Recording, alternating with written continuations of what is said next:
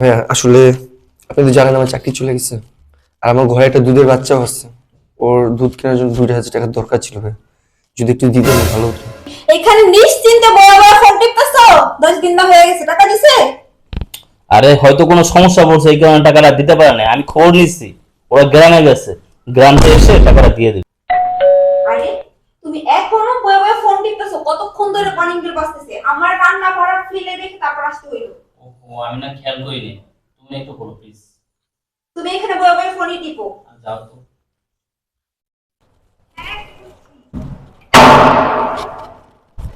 আরে আপনি আপনি এই সময় আমাদের বাসায় কেন? ভাই বাসায় আছেন? হ্যাঁ বাসায় আছি, কিন্তু কেন? একটু কথা ছিল, ভিতরে আসবো? ও আচ্ছা, ঠিক আছে, আসেন ভিতরে আসেন।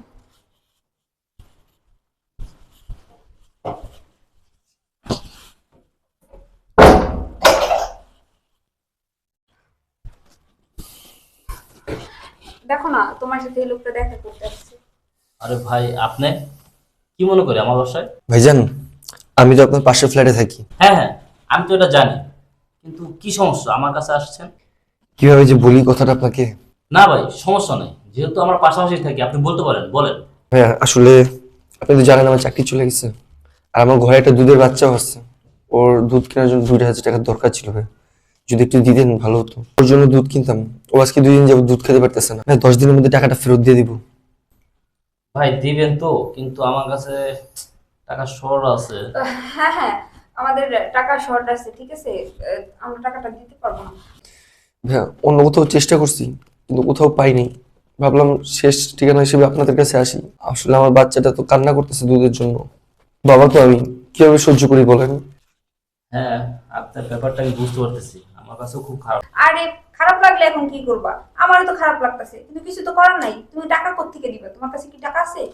হ্যাঁ খারাপ লাগলে তো কিছু করার নাই। আচ্ছা ঠিক আছে ভাই, আমার বাচ্চার স্কুলের বেতনের জন্য টাকা রাখছিলাম, ওইখান থেকে আমি আপনাকে 2,000 টাকা দিতেছি।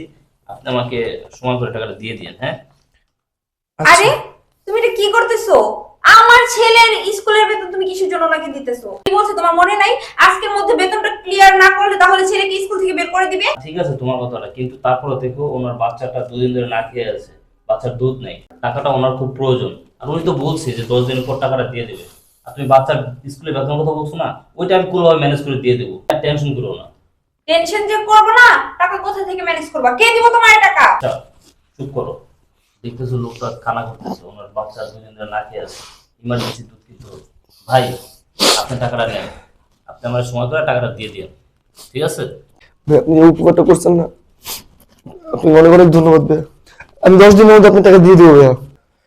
ভাইয়া আপনি আমার যে উপকারটা করছেন না, আমি আপনার উপকার কখনো বলবো না। আমার বাচ্চাটা দুধের জন্য কাঁদতেছে ভাইয়া, আমি 10 দিনের মধ্যে দিয়ে দেবো ভাইয়া। ঠিক আছে, আপনি আর কান্না করেন না, আপনি এখনই যান, এখনই গিয়ে দুধটা কিনে বাচ্চাকে খাওয়ান, যান। আচ্ছা ভাইয়া। ঠিক আছে। তুমি যে লোকটার টাকা দিয়ে দিলা, চেনো না জানো না, যদি তোমার টাকা ফেরত না দেয় তখন কি করবা? তুমি মানুষকে তো অবিশ্বাস করবো না। হ্যাঁ 2,000 টাকা মাত্র, আর উনি তো বলেই গেছে যে 10 দিন পর টাকাটা দিয়ে দেবে। হ্যাঁ, টাকা নেওয়ার আগে সবাই এরকম বলে। এখনকার মানুষ জানো, টাকা নিয়ে পরে আর টাকা দিতে চায় না। লোকটা পাশের ফ্ল্যাটে থাকে, তাকে কি হয়েছে? হ্যাঁ কি হয়েছে?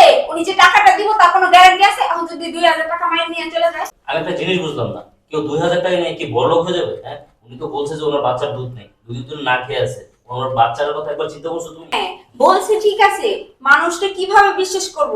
অনেক মানুষ না এরকম মিথ্যে কথা বইলা তারপর টাকা নেয়, বাটপারি করে।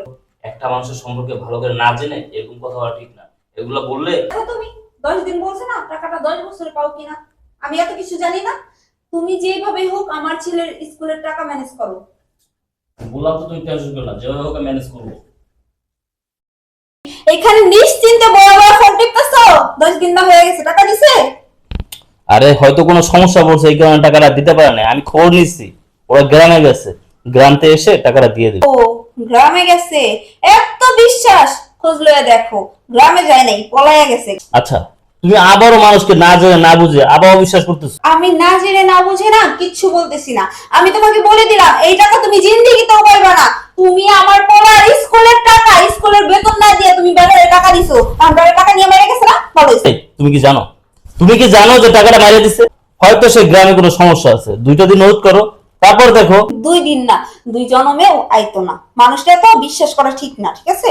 বাবা রে বাবা, মানুষের জন্য কি একবারে দরদ উঠলে ওঠে। হ্যার বাচ্চার দুধ নাই তো আমার কি, তোমার কি? হ্যাঁ, তোমার সমস্যা কি? না হ্যার রইছে, হ্যার বাচ্চা রইছে। মানুষের সম্পর্কে তুমি এরকম কথা বলো কেন? হ্যাঁ, লোকটা যে সিচুয়েশনে আছে ওই সিচুয়েশনে যদি আমরা পড়ি তাহলে কি হতো? তুমি আর টেনশন করো না। 2000 টাকা তো মাত্র 2000 টাকা কেউ নিয়ে না বড় লোক হয়ে যায়। দেখো তুমি আর টেনশন করো না। 2000 টাকা তো শোনো, 2000 টাকা নিয়ে না কেউ বড় লোক হয়ে যায় না। যদি 2000 টাকা নিয়ে যায় নিয়ে যাও, তুমি টেনশন করো না। অনেক বেলা রাত। দেখো তো কি আসছে। আচ্ছা ঠিক আছে, তুমি এখানে দাঁড়াও, আমি দেখছি।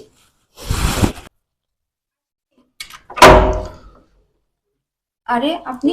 হ্যাঁ ভাই আছেন? হ্যাঁ আছে, আসেন ভেতরে আসেন।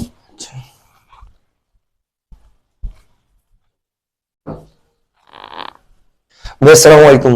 আরে ভাই, আপনি ভালো আছেন? জি ভাই, আপনি ভালো আছেন? এই তো আলহামদুলিল্লাহ। ভাইয়া, আমি একটু গ্রামে চলে গেছিলাম তো, এই জন্য একটু লেট হয়ে গেছে। আরে না না, সমস্যা নেই। এই ভাইয়া, সরি ভাইয়া। না না, সমস্যা নেই, আপনি দিয়ে দিয়েছেন ঠিক সময়, এটাই আর কি। আচ্ছা ভাইয়া, কিছু মনে করবেন না, লেট হয়ে গেছে। না সমস্যা নেই, আপনি বসেন। এই নাস্তা দাও। আচ্ছা ঠিক আছে। না ভাই, আমি একটু যাবো, আমার একটু কাজ আছে। কিছু খাবেন না? না ভাই, থ্যাংক ইউ। টাকার জন্য আপনাকে অনেক অনেক ধন্যবাদ ভাইয়া। সমস্যা নেই, আবার যদি লাগে আইসেন আপনি। আপনি ঠিক টাইমে টাকাটা দিতে পারছেন বলে ভাই আমার বাচ্চাটাকে দুধ খাওয়াতে পারছি। না, মানুষ মানুষের জন্য। জি ভাইয়া। আসেন, হ্যাঁ। কি দেখছো? টাকা পাইছো? নাও টাকা নাও। নাও না, টাকা নাও। তোমার বাচ্চার স্কুলের টাকা। তুমি কি বলছিলা যে টাকাটা পাবা না? 10 বছরের টাকা পাবা না? শোনো, মানুষকে না অবিশ্বাস করো না। সব মানুষ এক না। এখনো দুনিয়াতে ভালো মানুষ আছে। ভালো মানুষ আছে বলেই দুনিয়াটা এক না আছে। তুমি আমাকে আর লজ্জা দিও না। আসলে তো পৃথিবীতে ভালো মানুষ আমি না বুঝে লোকের ব্যাপারে কত বাজে কথা বলছি, ওর নামে কত খারাপ মন্তব্য করছি। তুমি আমাকে মাফ করে দিও। হ্যাঁ, আমি তোমাকে মাফ করে দিছি। তবে শোনো, কোন মানুষ বিপদে না পড়লে না হাত পাতে না। হয়তো লোকটা বিপদে পড়ছে যার কারণে আমার কাছে হাত পাচ্ছে। তো সবাইকে অবিশ্বাস করা ঠিক না। মানুষ সহজে কারোর কাছে হাত পাতে না। আচ্ছা ঠিক আছে, বুঝতে পারছি। চলো, আমি নাস্তা বানাইছি, খাবা। চলো।